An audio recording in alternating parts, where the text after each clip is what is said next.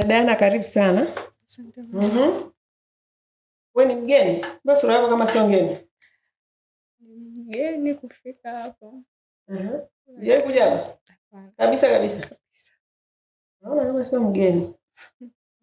Basi labda mtakuwa mnafanana. Umetokea wapi? Mimi nimezaliwa mkoa wa Arusha, wilaya ya Karatu. Nilianza kufuatilia kipindi chenu kwenye mitandao ya kijamii FB 2023 mpaka 24 mpaka sasa hivi. Japo hapo katikati niliingia kutoka na simu, nikawa sina taarifa kuhusu nyendo, nikasema ngoja niende sasa. Umekuaje toka kipindi hicho ulichotusikia unakuja sasa hivi? Kichaka kilikuwa kijawaka moto? Hapana. Ulikuwa wapi? Ulikuwa kwa wazazi, kwa mume, wapi? Unajitegemea? Yani sijawahi olewa, sina mtoto, nilikuwa na biashara. Niliajiriwa. Ndio. Okay. Niliajiriwa kwenye biashara ya kupika kitimoto. Sana pambana. Kwa siku nalipwa shilingi 4,000. Kupambana kwangu ajibana mpaka nikapangisha. Okay, kwa hiyo unajitegemea. Baada hapo mwaka huu mwezi wa 4 changamoto ilitokea kidogo, watu walivyofunga biashara ikawa mbaya. Sasa sielewi. Ndio katukumbuka. Sio, kwanza nikatafuta mwenyeji damu ili nipate sehemu pa kufikia kwanza, ili nifuate taratibu zinakaaje. Ndio nikawa nimekuja huku, nikawa nimefikia kwa, niseme tu ni kakaangu, lakini ni familia au na familia yetu marafiki. Ndio akawa amenipokea, nikamwelezea, akaniambia hamna shida. Nikapata taratibu, nikawa nawasiliana na huku pia. Nikawa nimeambiwa nije na barua ya utambulisho kutoka serikali za mitaa. Ndio nikafuatilia hiyo barua, pia na barua ya udhamini. Nikafika hapa ile juzi. Sawa. Ya, hizo si barua na nini hazina shida sana. Shida ni kwako wewe. Wewe kama wewe. Kwamba umekuja kweli uko tayari kwenda kupambana kwenye kazi hizi, utaziweza? Ndio, nitaweza. Umeshazoea kujitegemea. Mtu ambaye alishazoea amepanga chumba chake, ana uhuru fulani ambao alishauonja. Kuamulia maisha yako, si ndio? Sasa huko kwenye hizi kazi unakuja hapa unakuwa almost kama mtoto. Ana utatumwa, yani unatumwa na tena saa nyingine na watu ambao ni rika lako au wako chini yako. Ni kweli. Wanakuzidi. Hii kazi mimi hainipi changamoto kwa sababu nimeshawahi kufanya, ndio then nikatoka nikaenda kujitegemea. Kanisa uliacha au ulitimiza malengo? Malengo ya kutimia, lakini kipato kilikuwa kidogo. Ndio. Kipato kilikuwa kidogo. Kwamba mshahara ulikuwa mdogo. Ndio. Haya, mshahara ukiwa mdogo maana yake ni thamani pia inakuwa ni ndogo unayotoa. Mtu akijifunza kutoa thamani kubwa, yani kama unafanya kazi vile bosi wako anavyotaka kwa level ya juu, mtu lazima atakulipa tu. Unajua, kwa mfano sisi mabosi wanaolipa hii mishahara, sio wao waliamua kwamba jamani sasa tunataka wadada wa 500,000, tunataka wadada wa 300,000, tunataka wadada wa 150,000. Kwanza wanapigaga makelele sana, unaona ni hela nyingi.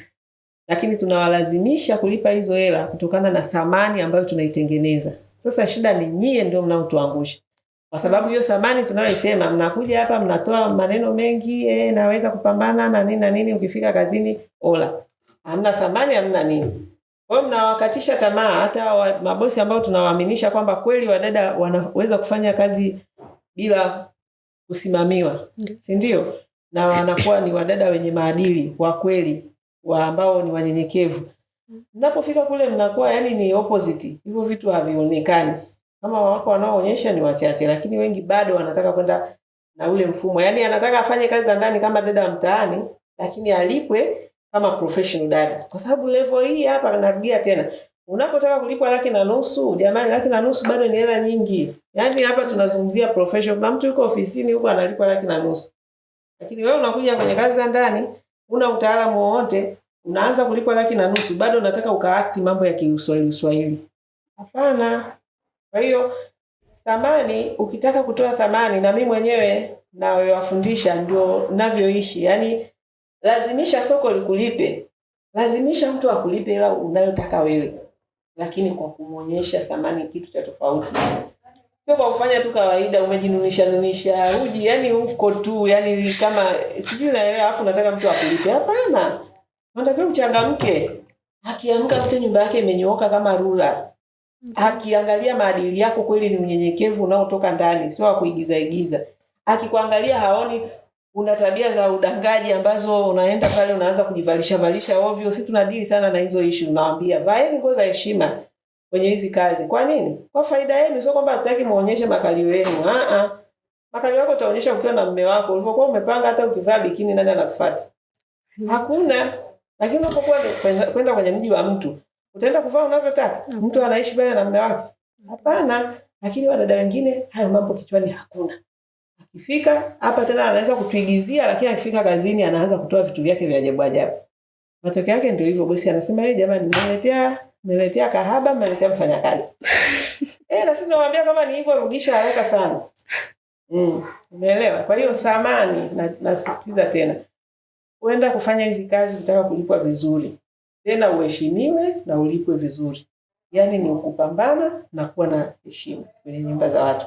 Unahakikisha unafanya majukumu yale yanayotakiwa kufanyika, tena kwenye level ambayo hatarajii. Kwenye level ambayo afanyeje? Hatarajii. Hapo ndio unamlazimisha mtu bila kumwambia, bila kufanyaje.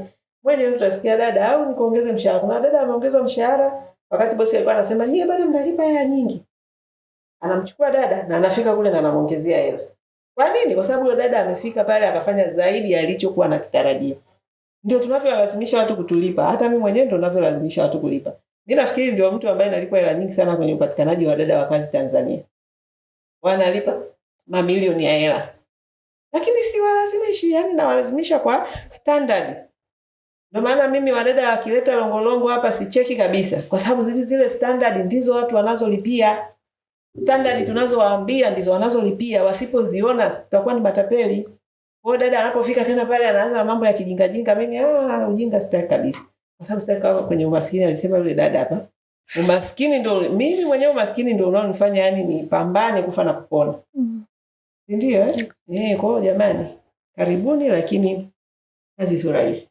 Hizi kazi zinahitaji kupambana, na kama unajiona sio mpambanaji, ndugu yangu, tusisumbuane. Yaani mapema tu hapa tuagane. Mambo ya kusumbua watu, nafika kazini afu unaanza kuondoka ujinga, yani hiyo ni mbaya sana. Ni kwenda kujianika na kujianika wewe mwenyewe. Unaelewana? Ndio. Kwa kazi sio nyepesi. Ukitaka kufanikiwa vizuri kwenye hii kazi, kuna miongozo tumewatengenezea. Itumieni wasaidie. Sione uvivu. Watu ni wavivu kusoma, lakini hela mnataka. Jamani, mimi sijawahi kuona. Kwa hiyo haya, karibu. Asante madam. Haya.